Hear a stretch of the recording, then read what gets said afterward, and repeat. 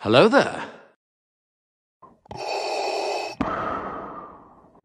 The circle is now complete.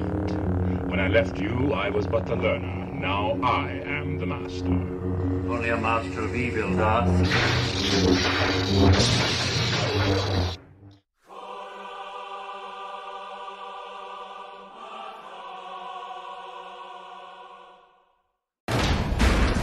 Sister, I can stand the reek of your ambition no longer. I found him. We have him. And I cannot risk you losing him again. Move aside.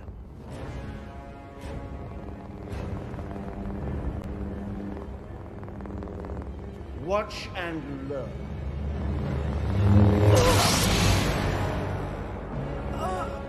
Really think I'd let you take all the credit?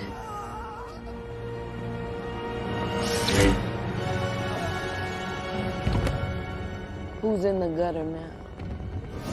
You should have killed me when you had the chance.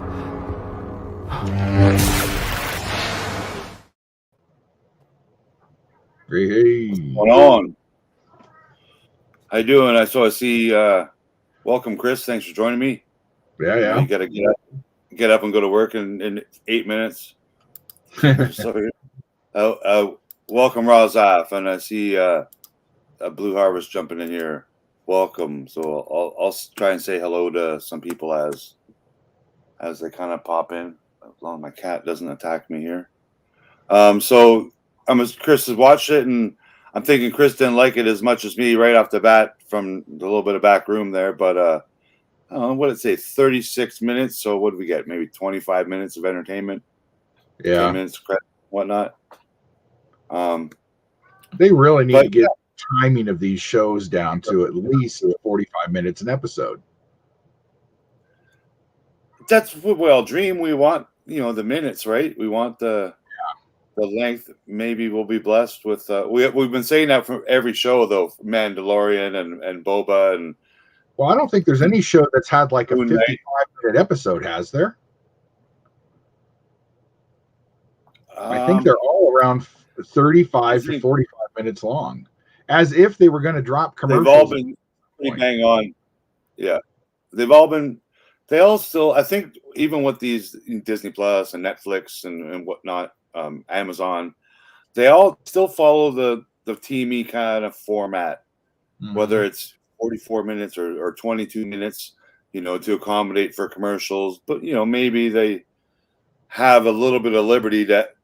We'll make it 50 minutes. Like, I don't think they're told keep it to a certain format, but maybe they are following a guideline like that.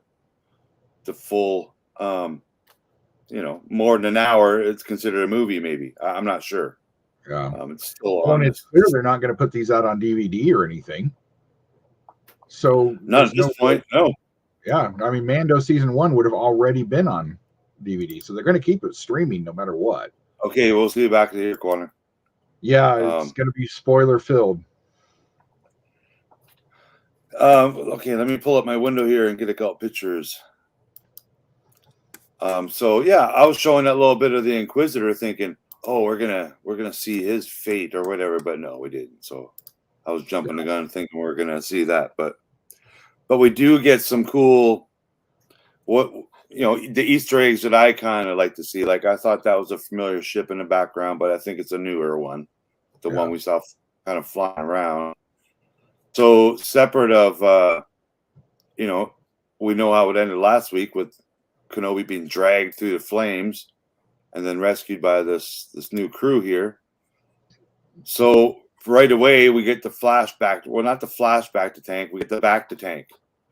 And I think instead of getting a flashback, which we're kind of familiar with now with the one Boba Fett series, it almost seemed like they were communicating, but I'm gonna say maybe they weren't. They were just both reflecting and remembering shit, but maybe they were communicating. Well, I mean, showed Vader at the same time in his process. Yeah, it would have meant that Vader immediately left the planet and went back to his bacta tank for them to be communicating, which, I don't know how much time he spends in there, but Vader, you're talking? Yeah, it's like I think is that just what he does? Regular thing, like taking a shower. I think it's a regular, maybe a daily thing. If they have days in Spaceland, I don't know. But I don't think he's like healing from a battle. I think he needs it to survive because he's half the body, right? Like, but they had a couple of good shots. We've always kind of been told that it's the suit that keeps him alive, not a Bacta tank. I mean, maybe he needs healing, but you know, they're bringing his Bacta tank in hard with the new Disney Plus shows, which I'm okay with. Like it's they had the spray Bacta foam on the Mando show. Like that was kind of a cool thing, you know, like I don't know if realistic is the word, but just a real life. Yeah. I don't know, a thing that they can have in all the universes now, like not just force healing, which we've seen Rey do and whatnot, right? Yeah. But this one I thought was cool, like a neat little nod to, you know, Luke going in there. But he gave up. Anytime you see this, it brings back The Empire Strikes Back. Well, that of course, yeah. It's always you know, a retelling of some kind of story, right? But yeah, but he got out. He couldn't take it, and it seemed like because of the, you know, the communication or whatever was going on in his head was the reason he couldn't take it, because she was trying to tell him, no, you got to stay in there. You're gonna, you know, you're not gonna make it unless you do, right? Yeah, you would think that there'd be some sort of I don't know, not an anesthesia, but something that would keep people who had that kind of burns inside a Bacta tank instead of, you know, letting them like whenever they like want a knockout drug. Exactly. Yeah.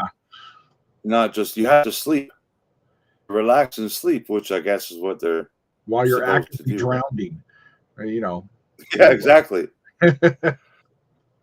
So we, you know, Leia was indeed captured by Reva, and we get the questioning going on here. So we do get a good little back and forth with Leia's resisting to give any information here. Kind of neat. And while I was watching this, I'm thinking the whole time, okay, so she's got her boss's daughter in there. I wonder if that will ever, you know, become something, but I don't think it will. I don't think it'll ever be known. That Vader might know, like, you know, 20 years from now, but it's just kind of interesting. Like, it's not like it's his station. He's not there. Yeah. But he does end up there. So he's there, and Leia was there. Like, and we don't see that kind of sensing her or sensing. Well, I guess he knew Obi-Wan was there because that's why he eventually came. I'm assuming he came afterwards, right? Yeah. That's. But I think there's any chance to ever get sense her and think, oh, I sense a Jedi, but not knowing it's his daughter, just sense a person and maybe pass her by or not, you know, snatch her up. No, it's not. She's not powerful enough. She hasn't shown enough.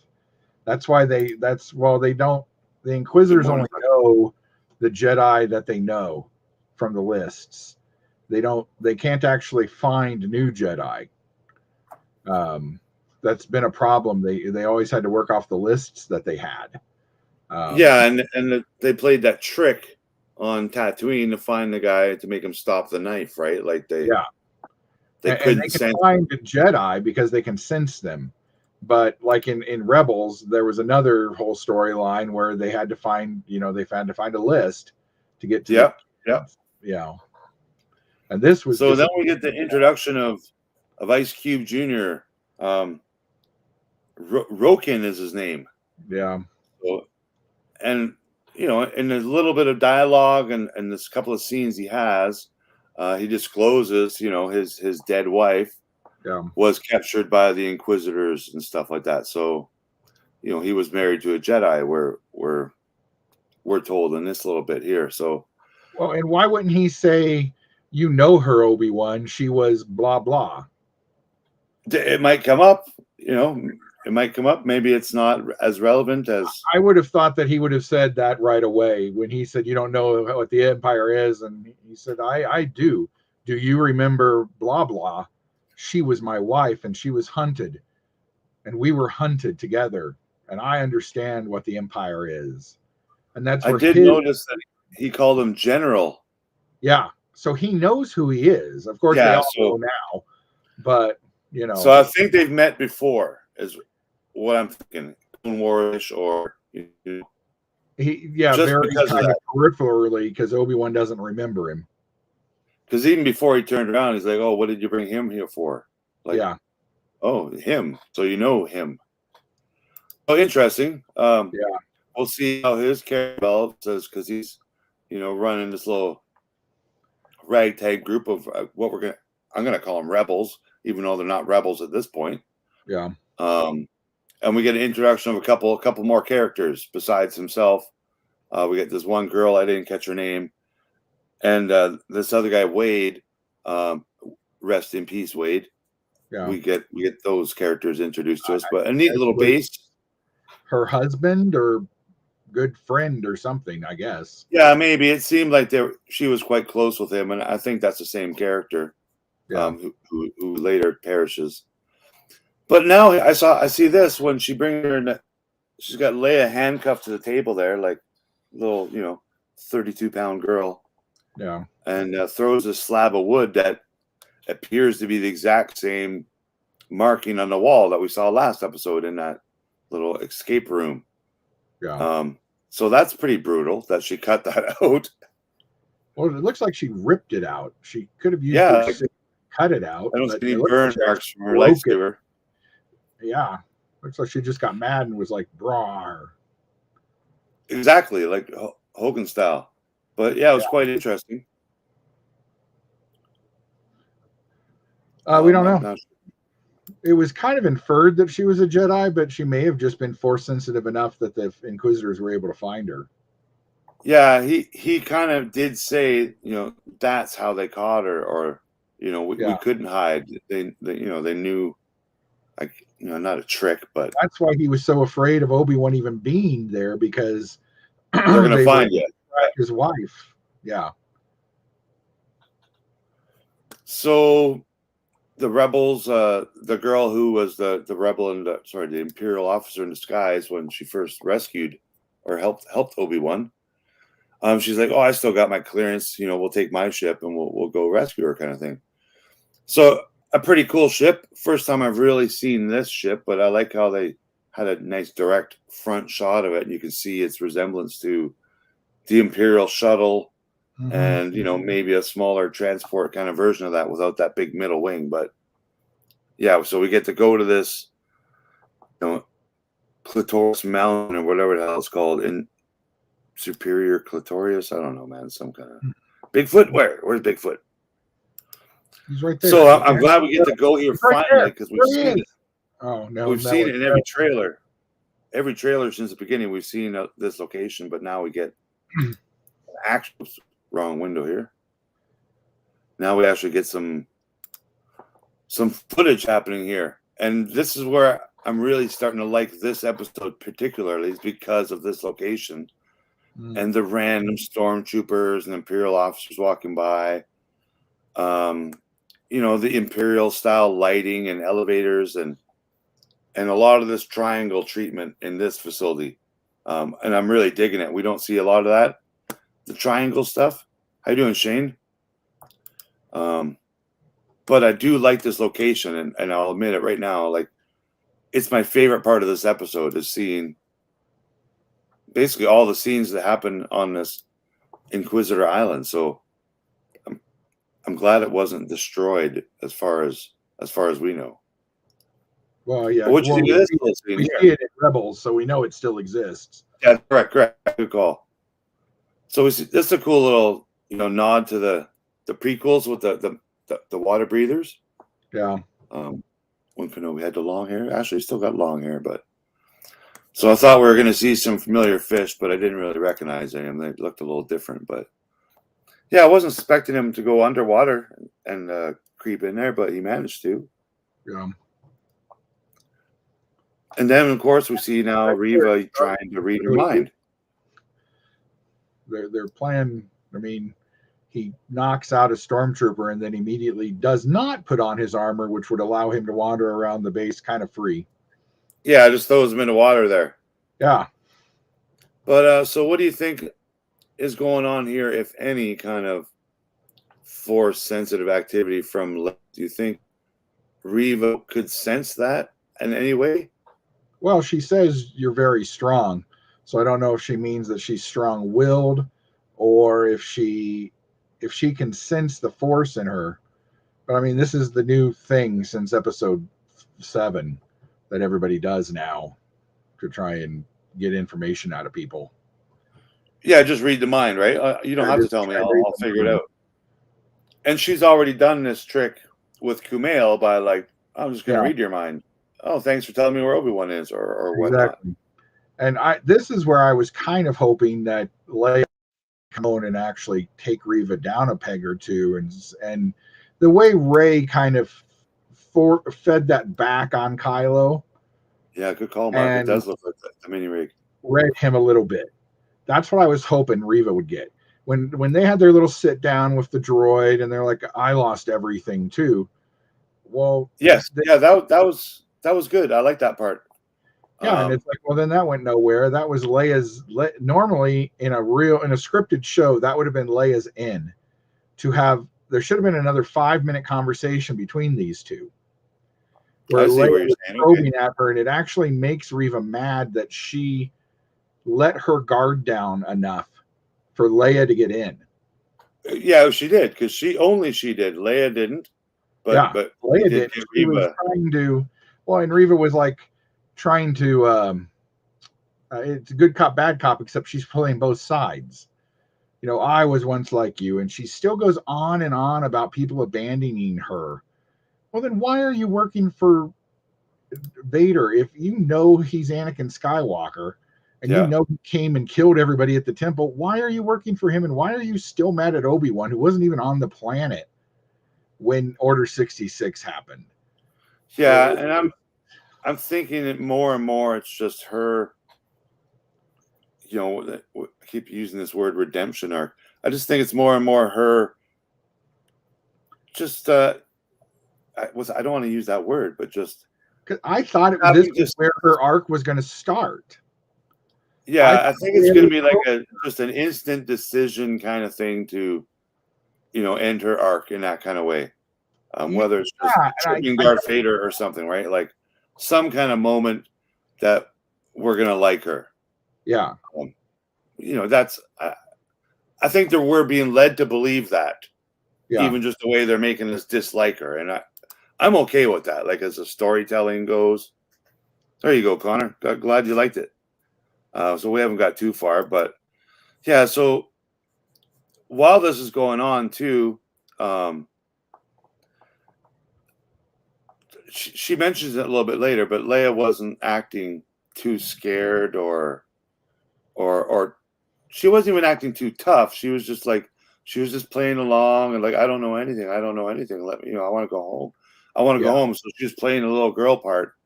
And then later on, she kind of called Leia on it. Like, I want, these tears are going to be real now, little girl or whatever she called her. So, and she had a comment with that female rebel that I can remember her name. You're a really good liar. I like good liars. You can be helpful, kind of thing. I liked that little go back and forth between her and Reva. Yeah. It was good, and that was that. We're not going to see them, I don't think, together again. But no. Yeah, definitely. It seemed like it could have been the end right there. Yeah. So then we get these little mini probots, which I've seen. Will look great in a toy form. Black Series figure they put them with. Yeah, it has to be a child, right? Maybe a young Leia. Maybe. But yeah, this had the probot sounds a little bit, but the probot we saw last week, the Imperial one, it didn't have those. But what we need to see is the eye. Make sure you're looking at the eye. Exactly. Yeah, look up. So I like the sound. and this almost had that classic sound. It was close enough. But again, we get these the imperial oval windows, the same pill, shaped lighting, the nice, clean, good looking stormtroopers, of course. I want to think these are some of these shots I just took. Death Star. Exactly, and some of these shots I just took because it looked great. Like I was happy to see this, the familiar looking lights and buttons in the background, and this looks like an old style Topps card. It totally does. It totally does, and it'll be one in the future, a digital NFT Topps card or whatever they do now. And then we see, I guess, what's the very first time in this series, since he's become, Hermit Ben, where he's using the Force, like he's actually trying to use the Force, and I guess he just makes a noise down the hallway. Yeah. Well, and we'll get to it in a minute, but when he was using his saber, he had to. It was like it was heavy to him. Okay. The strokes weren't. If you watch the strokes weren't nearly as clean as he is in the prequels. I think they get better at the end of the fight sequence. Yeah, not the fight, better. It got better. But it reminded me of the Mandalorian and the dark saber, where he was trying to. Fight. It seemed heavy in his hands. I'll look for that. I'll watch it again, tonight or tomorrow. I'll look for that struggle. I totally can see that happening because later, like while he's running from the stormtroopers and whatnot, he's not even looking, and he's like, sing, sing, sing. Yeah. Every shot they took, boom, right back at him. It dead in their chest, and they're dead, like without even. And I'm like, okay, now that's that. We haven't seen that since like cartoons. Like that's cartoon style lasers. So that was cool, I thought. So yeah, we got a little bit of Force going on here. Then why doesn't she do it? She sees him constantly. She wants to kill Darth Vader. He's standing right next to her. Just shink. There you go. Yeah, I think that's what the stupidest thing in this episode. Of all the stupid stuff in this episode, this is the stupidest thing ever.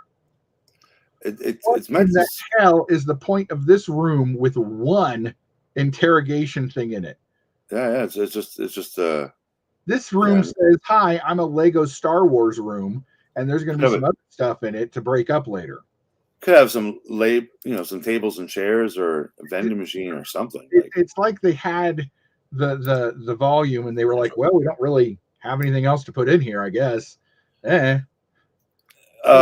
I just like the. I know it's kind of over. I realize that too. It's oversized for what its purpose appears to be. Well, because but it does have that the Bespin freeze chamber kind of look with the spikes up top and the circular lights. So I like that about it. And putting the logo. It took him 1 second to put her in that chair, so she didn't struggle. Well, she's like 18 pounds, but that was. I don't know. It's kind of neat. We learn a little bit more about this complex too, as Obi-Wan goes downstairs and sees it's what do you call it? He called it more of a tomb than a fortress. This because these are probably stasis pods, and now my curiosity is: remember in Episode 9, Rey says, "I'm all the Jedi." What if she's literally all the Jedi? And the cloning techniques used take a little bit from everybody to make work to create a Force-sensitive body, and that the Emperor's trying to do this. And so he keeps everybody because he doesn't know who's going to be useful to him or not. Yeah. Because if you not, notice how this has 2 levels? Yeah. That we can see? Because it looks like the top level is it might be shorter creatures. 100, at least 100 Jedi in here. Yeah. I took a few shots. So this very first one here, this looks like an African American male with dreadlocks. Yep, that's what I thought too. I was like, well, no wonder we didn't get Quinlan because he's already dead, or whatever. Well, I'm not saying that. It didn't say that was him in the credits. They didn't say any names of these people or nothing. And I thought this on the other side, it might have been like Sassy Teen or one of those creatures, but they're all a little different and seem to be, well, except for the dreadlock guy, I took a couple pictures. They all seem to be the original characters that I don't recognize.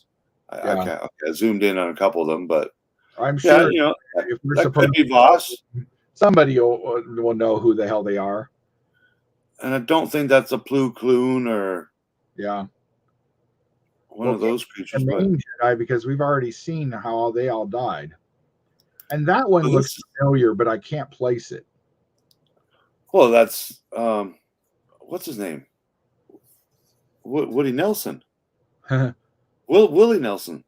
Willie Nelson, the Jedi. I don't know, it kind of looks like Snoop Dogg and Willie Nelson and Alien. But yeah, that's a new one to me. So I'm assuming these are, like he mentioned, Jedis or was it her that mentioned it? Or people that are, helping the Jedis, Jedi lovers or whatever they called them. So I wonder if those are all Force-sensitive Jedi people or just Jedi sympathizers, I think they're called, some of them. Well, if they're keeping them in stasis, they could be synthesizers, but why would you keep them? You already got them. Yeah, true. There'd be no reason. Because I don't think they're alive. I think they're just, whatever. Yeah.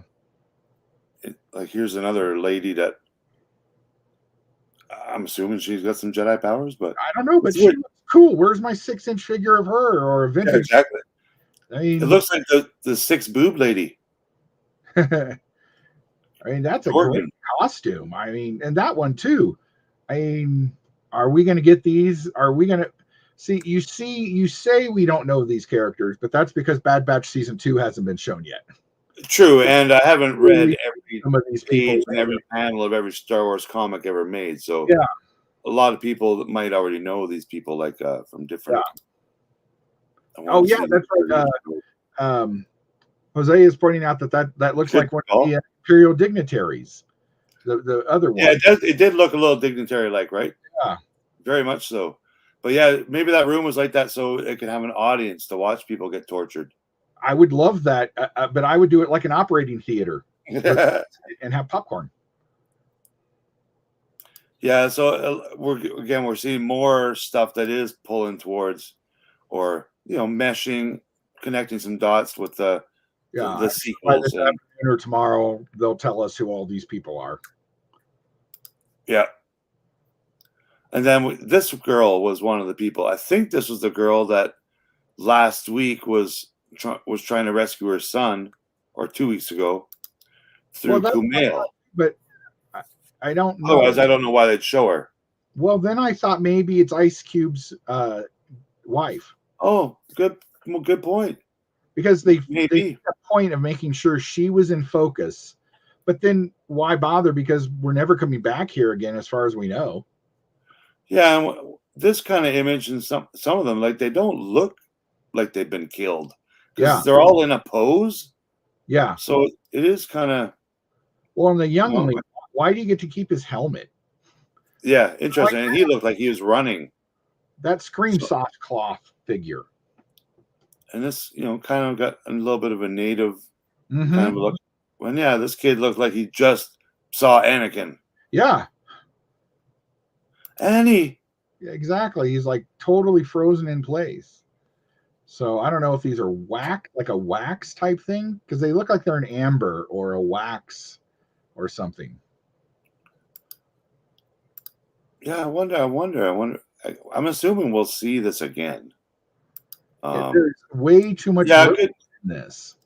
It's a good point. With the new character, the Roken guy, Ice Cube Jr., talking about his wife, that's potentially him having, or there being some kind of a flashback with Kenobi and him and his wife or something. Like, that's possible too. See, and why not give that character a little bit of story?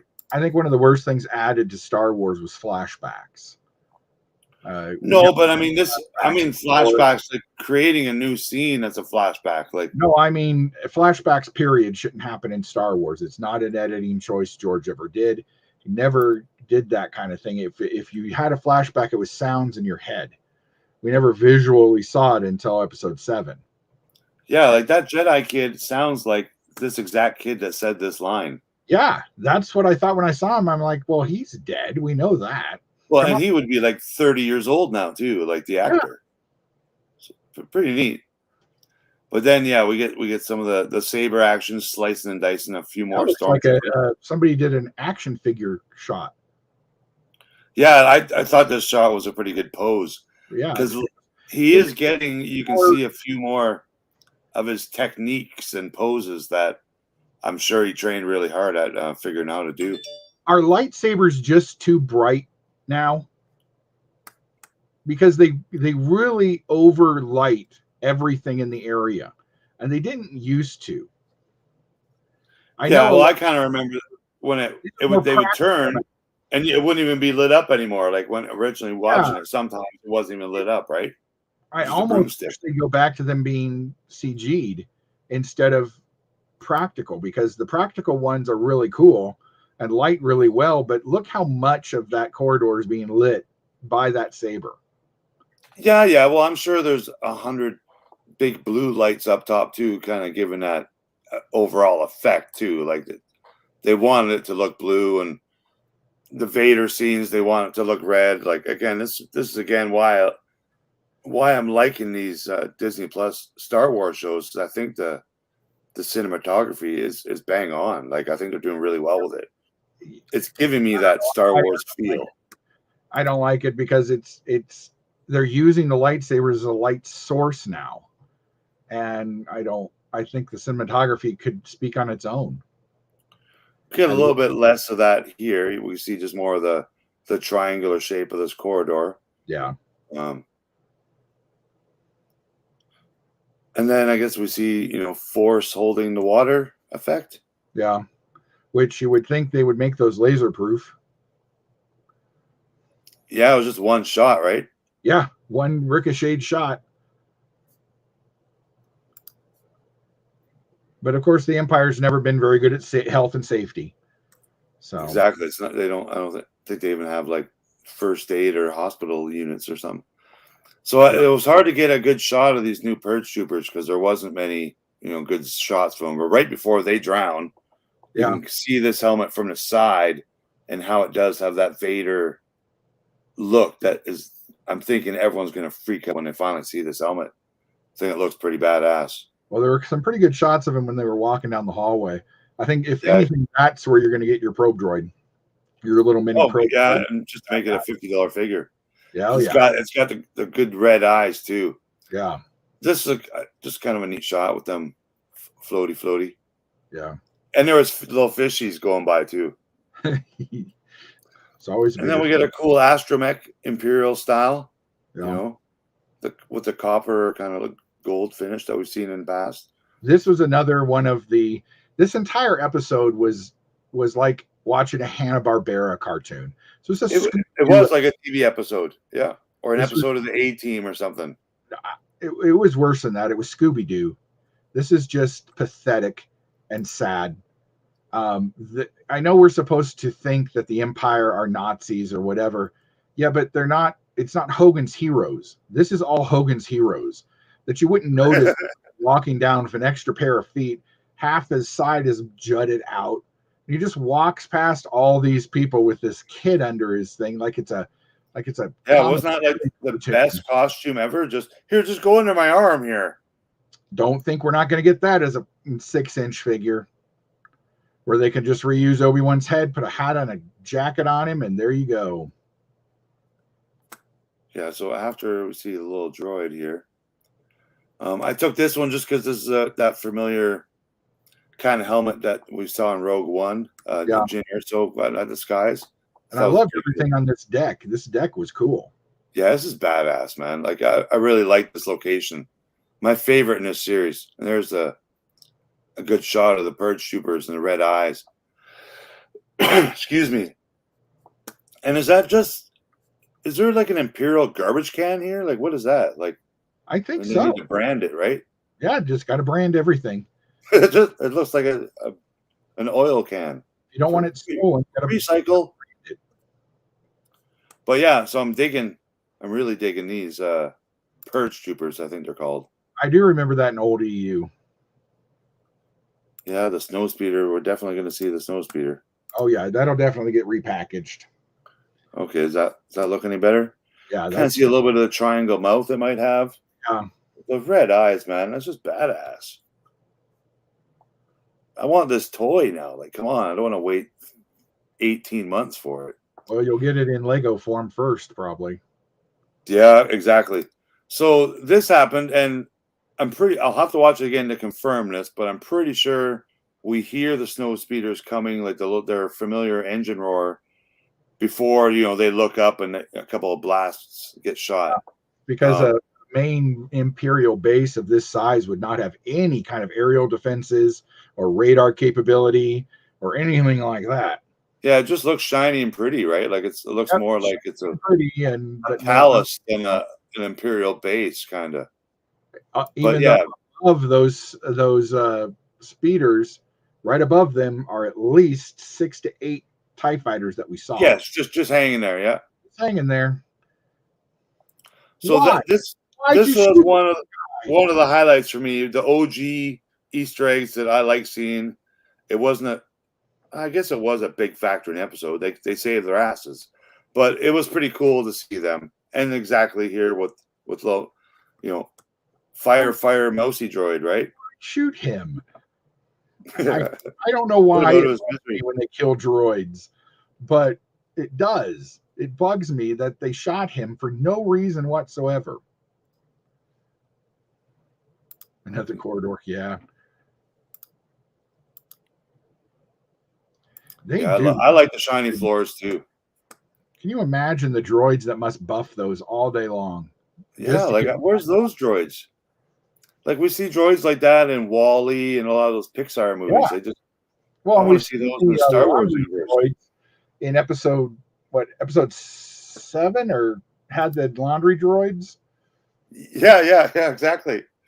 So this was kind of new to me to see. This guy with a snow speeder was just kind of pulling a hummingbird and just hovering there. Yeah. Which I guess they can do. That's pretty cool. But yeah, she was fighting these both off, and I thought she was going to take one down, and she did. I thought she was going to ricochet his shots back at him and take him out. Yeah, I guess maybe it was enough because they are armored snow speeders, right? But she did throw a big box at him, and yeah, rest in peace to Wade, this which I believe is that character we saw earlier in the episode. Yeah, because she was pretty sad to see him go. But yeah, then Vader comes running or trouncing down the hall and right into Reva's little office here, and walking. It makes her a wall decoration almost. Well, and what's weird is this new version of Vader we've seen that walks down the street and snaps people's necks without even looking at him, just picks her up and starts choking her instead of snapping her neck and throwing her to the ground and saying, "Now do as I say, fifth brother, new Grand Inquisitor." So here's a question for you. Do you think she can do that to somebody? We've already seen her choke someone, but I don't know if we're never really sure how powerful. We did, didn't we? Yeah, we did. Okay. Because we're never, even in Rebels, we're not really shown that they're not completely trained. He's holding back some training lessons, so they're not as powerful as him, Vader. Yeah. He doesn't. It has to be like that. Yeah. What's going on, AMW? Thanks for coming by. Well, and back to your point of the Grand Inquisitor. So, there's a possibility that he isn't dead, because when whatever her name is comes on board and she's like, "I have information for the Grand Inquisitor," that Imperial officer's like, "Oh, okay," and takes her stuff as if there's still a Grand Inquisitor, which Vader hasn't made any of these three the Grand Inquisitor yet. No one's got promoted or titles have changed. And so either it hasn't been widely known that the Grand Inquisitor is dead, or he's not dead, and that's also widely known. I still think that Vader finally learned the Darth Plagueis the Wise tale. He learned how to heal or bring someone back from the dead, so to speak. But why would he waste that on the Grand Inquisitor? He can just practice with somebody else. I think he's just practicing. I don't think he's done it. He does it probably 3 times to him on the planet. Yeah, but I think that's something they're going to bring back into the story is that Vader learned how to heal people, and in some way that will help the Emperor be reborn again because of something Vader learned. Because I don't think there's other Imperials learning whatever is needed to revive the Emperor. Yeah, and well, so now we got again. We're bringing a sequel story into this story, right? We're made to believe that the Jedi learned that through the books. So maybe he found something from Plagueis or something in a book. But I would have thought that the Emperor would have kept all the Plagueis materials to himself. Yeah, at this point, for sure. Like, or even through, Return of the Jedi that we've seen, you'd think it'd be something he would keep secret. Yeah. Who knows? Or give Vader doses. But we kind of see the towering, Vader in that scene. Like, there's a couple scenes back and forth. Yeah, like they've 17 inches taller than her. Hayden's not in the suit all the time, and there is a who's 6'7", who just when they show close-ups and stuff. Oh, sorry about that. Just I heard them saying a lot of close-ups, but there's two other men, stuntmen that go in there because one guy's like 6'9". So we just have a little touching moment of them leaving on their shuttle, their transport thing back to. Where does it say they're going here? Jabin. So they're going to Jabin. Yeah, they're going back to the headquarters. Back to Jabin. So Jabin is a location that we've heard of in one of the cartoons. Am I not mistaken? It's in is that a new location for this show? It's in the Obi-Wan comic. Okay, so it's canon from the comic, a recent comic, right? I think I think it's a recent comic. But it was one of the bloodiest battles of the Clone Wars. Oh, okay. So it was a location for the Clone Wars. So yeah, it's not like that's why I know the name. Yeah. There's the evil Imperial eye. Yeah. So as soon as they showed the droid before the eye lit up, I'm like, oh, there's the bug. Yeah. And then the eye lit up, and I'm like, oh, it's a probot. Like it is the evil droid. Well, and when did she give this back to Leia? Exactly. Droid when I was a kid, and they stole it from me. Well, no youngling had droids. Yeah, no, that's hilarious. Okay, and so then, well, I'm going to now take you to torture you. So here, put this back in your pocket. Auntie Reva's not going to hurt your droid. I'm going to stab you with giant needles. Yeah, it was. I thought it was going to be more the exact same torture bed like that, we see Han Solo get tortured with. Yeah. But it was a little different one. It was like a CAT scan looking one. So yeah, I think you already said this during the scene, but it was just one of my notes here. But yeah, Leia says to her, "What are we having, a staring contest?" Yeah. So she had that good one-liner there, and that reminded me of Rey a little bit when Rey was kind of being all smart-assy with I kind of thought it reminded me of Poe. Poe too, because Poe was a smart ass, like with every. Which is exactly what he said to Kylo in Episode 7. He's like, "Do you talk first? Do I talk first?" What do we? Yeah. With Hux there. Yeah. But that was the there wasn't a lot of comedy. That's the comic relief, just funny bits, and all the Star Wars, and I like just little bits like that. Like he was maybe a little over the top, but it worked. I was still thought he's a funny actor. He pulled it off. Until Episode 9, and then it was just obscenely stupid. And Reva mentioned here too, like I think you also said this earlier, that she had everything taken away, but she brought that up because she had a droid taken away. She's like, "Oh, I used to have a droid." Yeah. So I wonder if that was like a certain droid, or if she was just a well-off person that had a droid, right? Well, since they generally take kids to be Jedi at 6 months old, 6 months to 1 year, she wouldn't remember any droid she ever had. So it has to, if she claims to have owned a droid, it would have been a service droid at the temple. Yeah, good point. I did see an R2 droid at that Jabin base. Like, I couldn't see the color of it. Obviously, it wasn't R2, I don't think, but I mean, there was another astromech there, so they have that access R2 to. and 3PO are on Alderaan at the moment. Yeah. But I mean, overall, the episode was fine for a half-hour episode, and to get that bit of the story done where he has to go to rescue her again. But it's true. Like it kind of felt like a filler episode without. I hate that word filler. Yeah, but it did have story content. Like it did rescue Princess Leia from the evil bad guys, right? Yeah, so and it gave a little bit of insight into Obi-Wan regaining connection to the Force. Absolutely, and deflecting lightsaber, blaster blasts, which I thought that was the best action of this show today. Was we didn't have any duel with Reva, which I was hoping to see an actual clash of sabers. Yeah, it's more. I don't think you'll actually see her and him fight. We'll have to see. Yeah, It's the small things. I wonder. Each episode that matter. Like last episode, you and I both think that the phrase "I have a brother" means something. Is gonna mean something. It does. This episode, that whole mausoleum means something. This episode was filler to get us to that mausoleum point. Yeah, I hear you. Anything in there, he just turns around and walks away. So there was no point for him to go in that room except to see that stuff, then turn around and walk out so he knows they exist. Yeah, okay. What I got out of it, just at the end too, that female, the Asian female who I think was flying the snowspeeder, and the other guy died.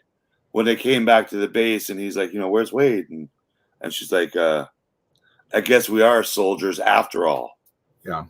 Well, so it was like they were never intending to fight. They're just now that it looks like they are going to become fighters or rebels or Saw Gerrera's group. They've already possibly been doing things for a while, but there's a large proportion of the rebellion that does not want open warfare with the Empire because they know they're going. True, and it would make sense, right? Like it's a tough battle. Like, where's Wade? What, you were flying the ship, dude? You didn't notice that 2 ships didn't dock on your ship? He's out there. He's just barking. He's just barking around back. Yeah, he's don't worry. He's fine. He's fine. It's all fine. But yeah, I like the look of that ship. That was kind of a cool transport. And I don't know if we have seen that before. I'm sure it's in some background scene somewhere. Yeah, I didn't get a picture of that. I thought about it. It was a cool looking ship. It gave me that little bit of that Disney Tours kind of vibe. It was square, but it had little angular shapes to it. But yeah, Mark mentioned earlier the ISP, like the mini rig, is kind of what that ship kind of it gave that feel. So I haven't gotten to see my Kenner mini rig in the Mandoverse yet, except for that one, cannon that Mando was. A tripod cannon. Yeah. I'm going to call that a Kenner mini rig. But I hope we get to see a couple more of those. So, do you have one thing in this episode that you did like a highlight? I story or just art wise. Mausoleum thing is very cool to me because it opens up a ton of questions. Why did they keep them? Are they alive?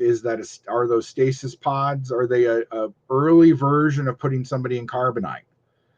Because we know that was kind of done, but in The Empire Strikes Back, it's made pretty clear that they don't know if people can survive this process. Yeah, the carbonite thing and that we know from Empire is like, we don't know if it works on humans. So yeah, good point. They haven't been doing it for 100 years because so I don't improve weird new stasis. True, maybe. I wonder if those people are alive then because they didn't show Mace Windu or like actual people that we would be like, oh, there they are. Okay, so maybe that's why. What if to draw this episode out and make it 45 minutes, you need an extra 5-minute conversation between Leia and Reva, and you need probing. But what would have happened if when Obi-Wan was looking at all these people and they really focus in on that woman? Yeah, they did. Through the Force, help me, or her eyes blinked. Oh man, yeah, no shit, eh? Yeah, we would all get goosebumps and stuff. That's all anybody would be talking about all today. And then if they don't go back, what about those people? Are we ever going to get to that? Is that what season 2 is about? Is about going back there and rescuing those people, which is might be what it is. Yeah, good point. Because that location you said we know about, and we know that location. let's say 10 years, 5 years from now, whenever the cartoons take place, we know that Inquisitor Palace exists. Yep. So I wonder if that, the Jedi warehouse is still going on then as well. I like that. Somebody's going to put that on the outside, like the men's warehouse signs. It's going to say Jedi warehouse. That wasn't something like, even though I had a couple things I think I've learned would be considered spoilers, leaks, but that wasn't one of them. Like, I never heard of, so I'm glad there's still, wow moments and surprises for me, because I watched some of those guys talk about, this is going to happen, and Kathleen Kennedy got fired, and for entertainment purposes only, of course. Yeah, I don't watch any of those guys anymore. I used to watch a lot of them pretty regularly until they became just, they're silly now.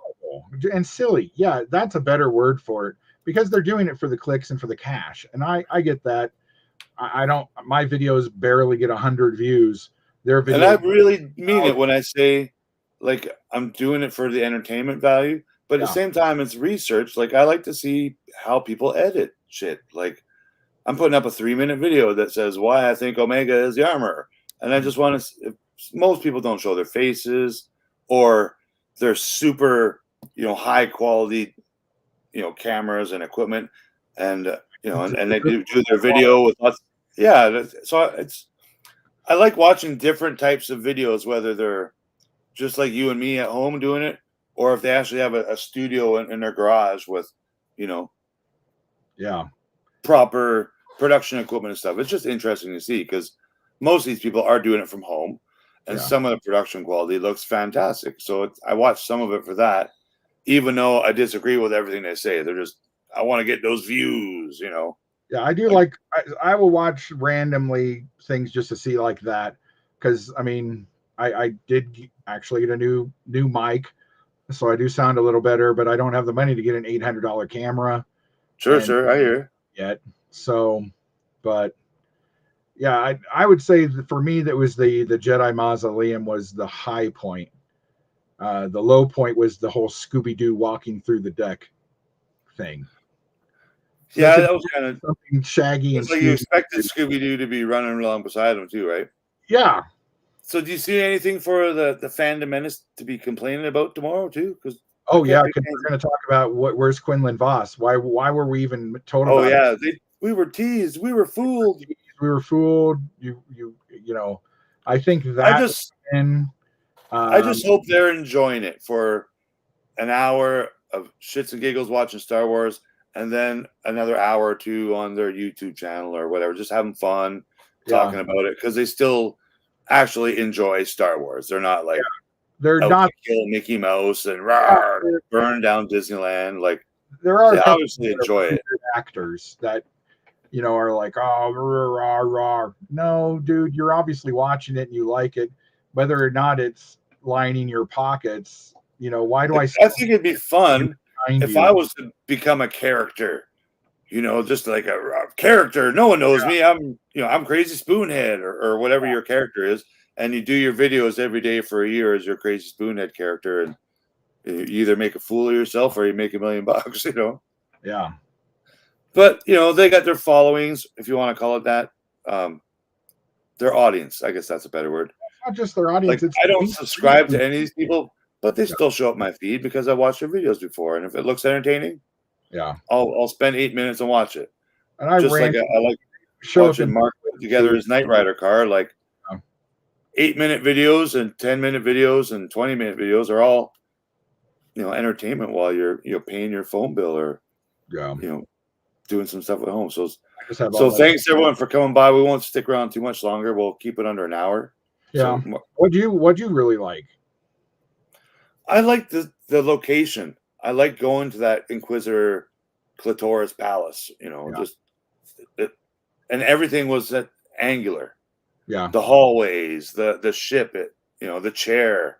I don't know. I just kind of like that. And I did like that it felt like a TV show. Like, it did feel like, this is like you were saying, this is an 80s kind of TV show, but just with a high budget of 2022.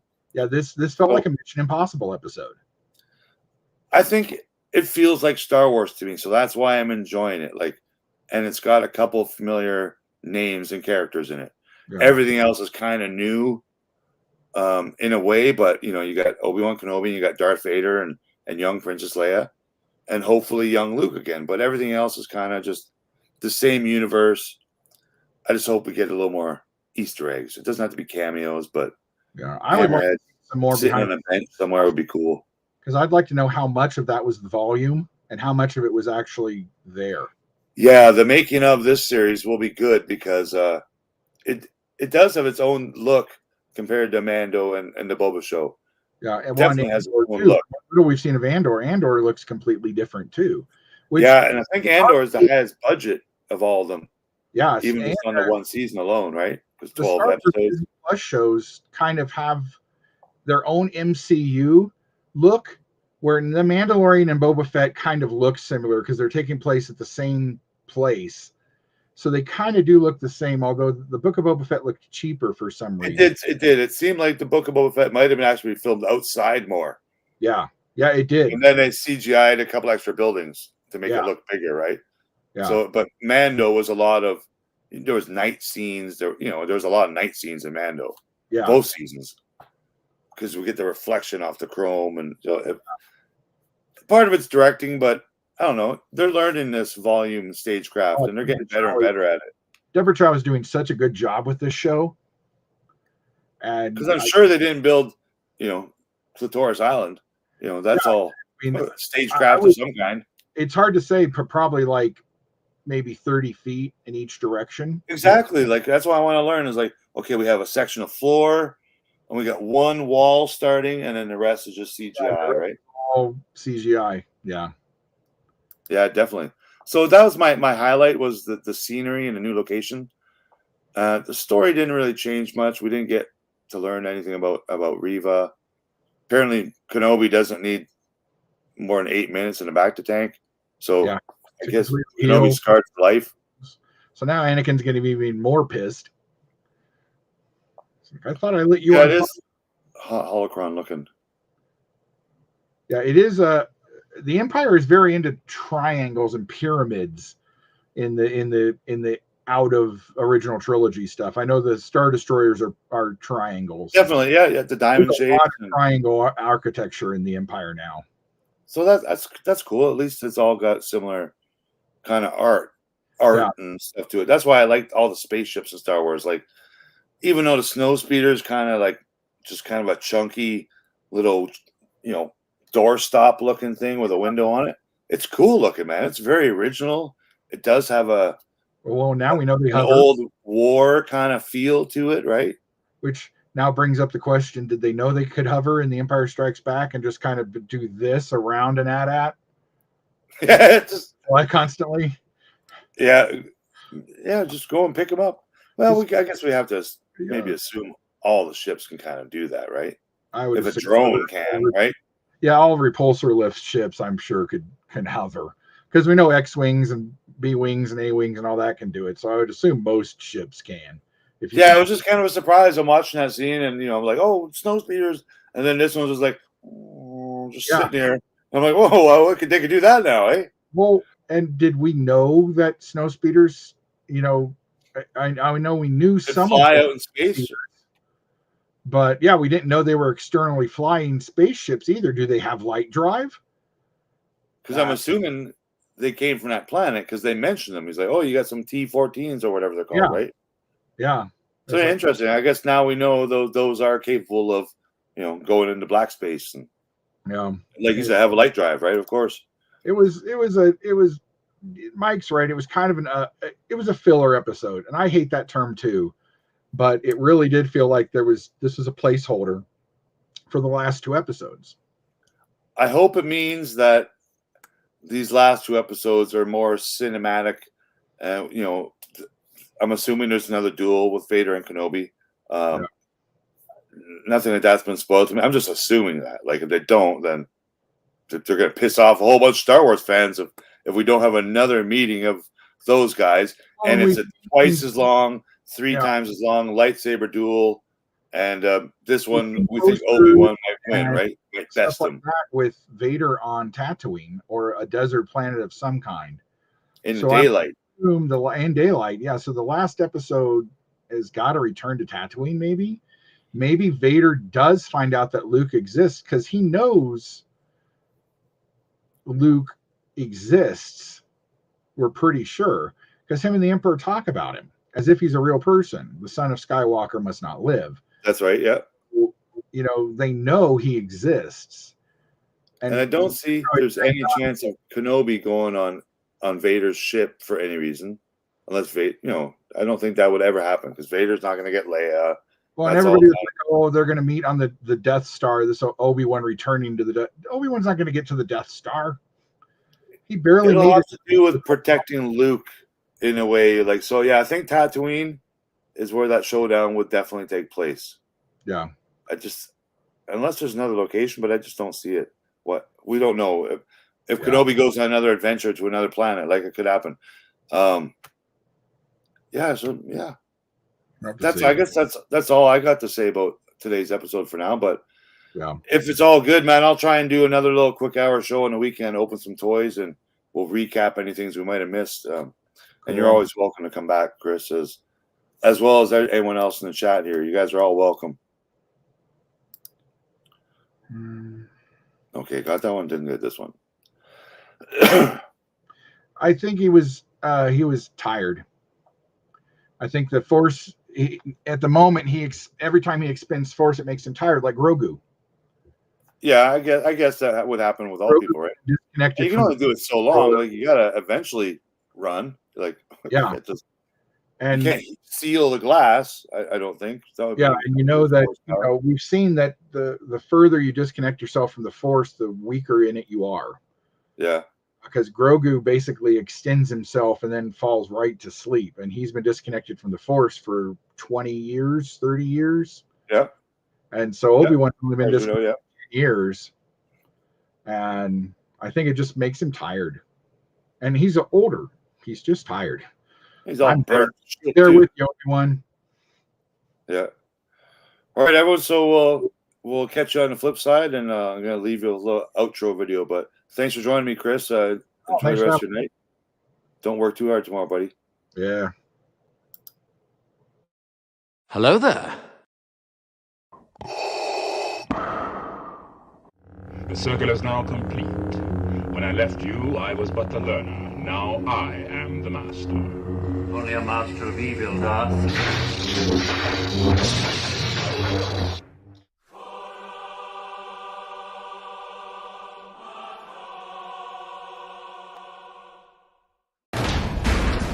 Sister, I can stand the reek of your ambition no longer. I found him. We have him. And I cannot risk you losing him again. Move aside.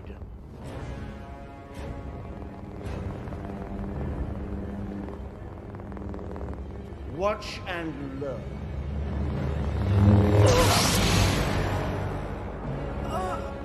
Really think I'd let you take all the credit?